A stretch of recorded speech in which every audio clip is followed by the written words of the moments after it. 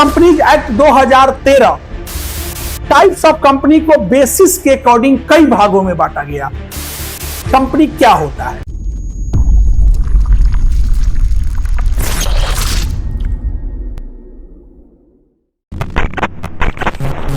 Twelfth के बच्चे के लिए आज हम इस वीडियो में लेके आए हैं।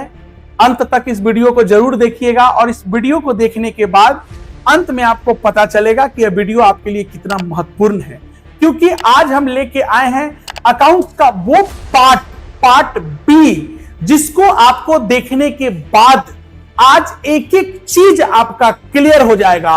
और यह इतना यूजफुल, इतना फायदेमंद यह वीडियो होगा कि आप एग्जाम में आपके नंबर में इजाफा कर देगा, इनहेंस कर देगा, बहुत जबरदस्त वाला। आइए इस वीडियो में हम आपके लिए लेके आए हैं कंपनी अकाउंट्स। कंपनी, आप पहले समझिए कंपनी क्या होता है। कंपनी एक आर्टिफिशियल पर्सन है, कंपनी एक इनविजिबल पर्सन है। According to Indian companies act 2013, आपको पता होगा कि पहले कंपनी का जो एक्ट था वो 1956 था, 1956, लेकिन 2013 में इस एक्ट को चेंज कर दिया गया और वो हो गया आपका Indian companies act 2013। Indian companies act 2013 के अकॉर्डिंग कंपनी एक आर्टिफिशियल पर्सन है, कंपनी एक इनविजिबल पर्सन है, यानी इसको देखा और छुआ नहीं जा सकता है, इसका लायबिलिटी लिमिटेड होता है, इसका मालिक शेयर होल्डर होता है और शेयर होल्डर को फायदे के रूप में जो कंपनी देती है उसको हम डिविडेंड बोलते हैं। डिविडेंड हिंदी में लाभांश। और कंपनी का मोटिव होता है प्रॉफिट अर्न करना, लाभ कमाना। ठीक है, तो यहां ही कंपनी का आपको जोड़ दीजिएगा तो मीनिंग, तोड़ दीजिएगा तो फीचर्स। अब कंपनी का रजिस्ट्रेशन जरूरी होता है और इसका लायबिलिटी लिमिटेड होता है। ये बात मैंने आपको इस वीडियो में बताया है। शेयर होल्डर दो प्रकार के होते हैं, एक इक्विटी शेयर होल्डर, दूसरा प्रीफरेंस शेयर होल्डर। समता अंशधारी और पूर्वाधिकार अंशधारी शेयर होल्डर दो प्रकार के होंगे। शेयर भी दो प्रकार के होते हैं, इक्विटी शेयर और प्रीफरेंस शेयर। अब समझिए कि जब कंपनी को पैसे की जरूरत पड़ती है तो कंपनी मार्केट में अपना शेयर इशू करती है और उस शेयर को इशू करने के बाद उससे शेयर कैपिटल तैयार करती है, जिसको हम अंश पूंजी बोलते हैं। और उस अंश पूंजी को कंपनी अपने कारोबार में लगाती है और उससे जो फायदा होता है उसमें से कुछ अंश, कुछ भाग जो है वो डिविडेंड के रूप में अपने मालिकों के बीच यानी शेयर होल्डर के बीच में बांट देती है। ठीक है, अब कंपनी का ओन कॉमन सील होता है, अपना लोगो होता है, अपना मोहर होता है, कंपनी का अपना ट्रेडमार्क होता है। चूंकि कंपनी एक रजिस्टर्ड व्यक्ति होता है, कंपनी को लीगल पर्सन भी बोला गया है। Company created by law, running by law, liquidation by law, यानी कंपनी का निर्माण होता है कानून के द्वारा, कंपनी चलती है कानून के द्वारा, कंपनी का समापन होता है कानून के द्वारा, और जिस दिन कंपनी का दिवालिया होगा वो भी कानून के द्वारा ही होगा। अब यहां आइए आगे देखते हैं हम। शेयर कैपिटल को कई भागों में बांटा गया, जिसमें ऑथोराइज कैपिटल, नॉमिनल कैपिटल या रजिस्टर्ड कैपिटल, तीन नाम होता है इसका। दूसरा होता है issued capital, subscribe capital, called up capital, paid up capital, reserve capital होता है। अब कंपनी का इंपॉर्टेंट डॉक्यूमेंट कई बार आपके पेपर में पूछे हुए हैं। कंपनी का इंपॉर्टेंट डॉक्यूमेंट तो तीन प्रकार का होता है, MOA memorandum of association, AOA articles of association और प्रोस्पेक्टस। अब आइए थोड़ा सा और जो है हम लोग आगे बढ़ते हैं। Types of company, types of company को बेसिस के अकॉर्डिंग कई भागों में बांटा गया, जैसे on liability, limited by share, limited by guarantee, unlimited company. Company को पब्लिक पार्टिसिपेशन के दो, प्राइवेट कंपनी और पब्लिक कंपनी। गवर्नमेंट के हिसाब से अगर जाए, ऑनरशिप के हिसाब से तो दो, government company, non government company. Nationality के हिसाब से जाइएगा तो foreign company, Indian company. Size के हिसाब से जाइएगा तो लार्ज कंपनी, स्मॉल कंपनी। अगर कंट्रोल के हिसाब से जाइएगा तो होल्डिंग कंपनी, सब्सिडियरी कंपनी। अब कंपनी को क्या होता है कि जब पैसे की जरूरत पड़ती है तो कंपनी मार्केट में अपना शेयर इशू करती है। जैसे ही कंपनी अपने शेयर को मार्केट में इशू करेगी कि उसमें एक प्रोसेस के द्वारा होता है। तो कंपनी जो अपने शेयर को इशू करती है वो 3 प्रकार से करती है, चाहे तो एट पार पर करेगी, चाहे तो एट प्रीमियम पर करेगी, चाहे तो एट डिस्काउंट पर करेगी। एट पार क्या होता है? 10 का शेयर अगर 10 में जारी कर दी तो एट पार, 10 का शेयर अगर 10 से ज्यादा यानी 12, 13, 11, 15, 16 तो प्रीमियम, और 10 का शेयर अगर 8 में जारी करेगी तो डिस्काउंट।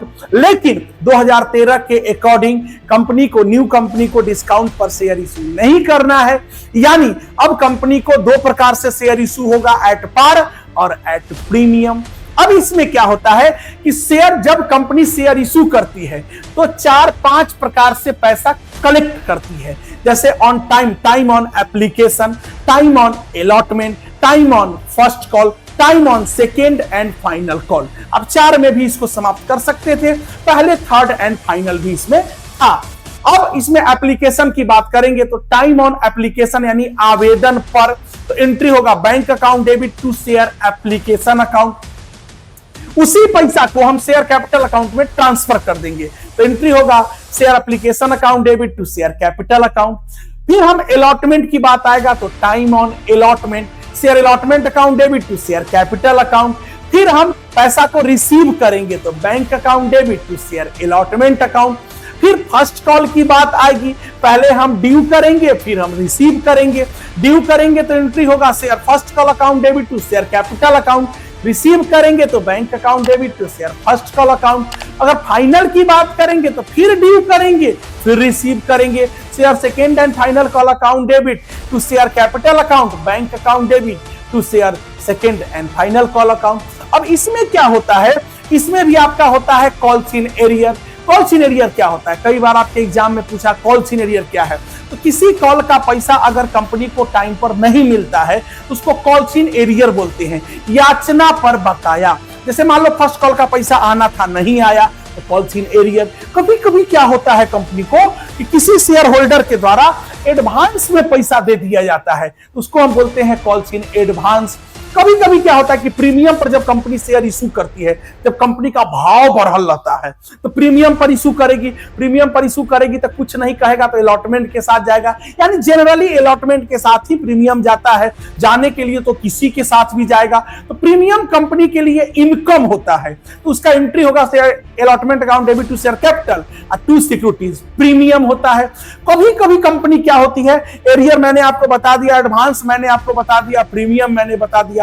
कभी कभी क्या होता है कि कंपनी शेयर इशू की मान लो 10,000 और 9,000 के लिए ही सब्सक्राइब हुआ, यानी कि बहुत ज्यादा मार्केट में डिमांड नहीं था, तो 10,000 शेयर इशू हुआ, 9,000 के लिए ही एप्लीकेशन आया, इसको अंडर सब्सक्रिप्शन बोलते हैं, अभिदान अंडर। अब क्वेश्चन पूरा का पूरा जो है ना शेयर कैपिटल वो 9,000 पर ही बनेगा, यानी इशू ऑफ शेयर से कम पर अगर एप्लीकेशन आएगा पूरा का पूरा क्वेश्चन कम पर ही बनेगा। कभी कभी क्या होता है कि ओवर सब्सक्रिप्शन हो जाता है। अब ओवर मतलब ज्यादा हो गया, जैसे कंपनी शेयर इशू की 10,000, एप्लीकेशन आ गया 12,000 के लिए। अब 2,000 को कंपनी के पास 3 ऑप्शन होता है। पहला, चाहे तो 2,000 को लौटा दो, चाहे तो 2,000 को एडजस्ट करो, चाहे तो दोनों कर दो, कुछ लौटा दो कुछ एडजस्ट करो। अगर लौटा देगी तो एंट्री होगा bank account debit to share application और दूसरी एंट्री में एडजस्टमेंट होगा application account debit to share capital to bank. अगर एडजस्ट करेगी तो उसी में दूसरी एंट्री में share application account debit to share capital और टू शेयर अलॉटमेंट। कभी कभी दोनों काम करना पड़ता है, तो share application account debit to share capital और टू शेयर अलॉटमेंट और टू बैंक।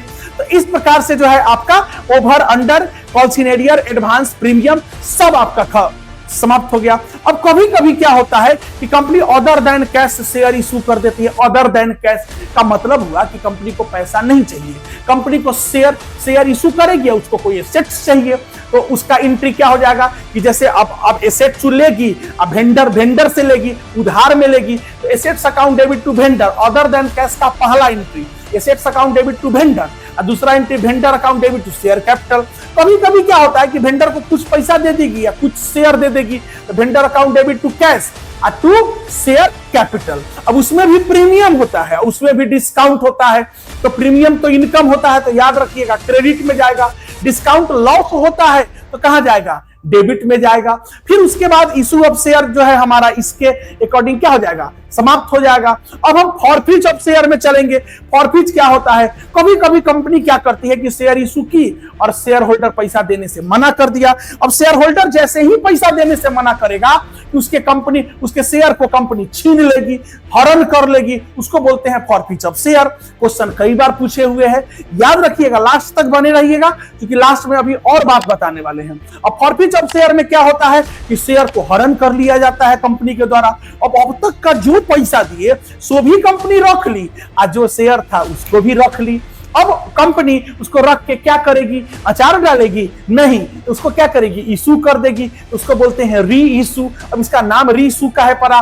री मतलब दोबारा, इशू मतलब निर्गमन। तो दोबारा अगर इसका निर्गमन होगा तो इसको री इशू बोलेंगे। तो एंट्री हो जाएगा, आपको क्या हो जाएगा? Bank account debit. अगर मान लो लॉस में आ गया तो forfeit of share account debit to share capital account, इसको री इशू बोलते हैं। और उसके बाद जो पैसा हम फॉरफीट में रख लिए थे, फॉरफीट का एंट्री सुन लीजिए, share capital account debit to forfeit of share. जो नहीं देगा उसका नाम। और री इशू में होगा bank account debit, forfeit of share account debit to share capital. और उसके बाद खुशी में से गम को माइनस कर देंगे। जैसे कंपनी ने जिस पैसा को रख लिया तो उसको क्या बोलेंगे? फॉरफीट में उसको क्रेडिट कर देंगे। और जो इशू ऑफ शेयर में कम आया, मान लो 10 का शेयर था तो 8 रुपया में हमने री इशू कर दिया, तो 2 रुपया हमारा नुकसान हो गया। तो इनकम में से लॉस को क्या करेंगे? माइनस करके और कैपिटल रिजर्व में ट्रांसफर कर देंगे। एंट्री हो जाएगा forfeit of share account debit to capital reserve.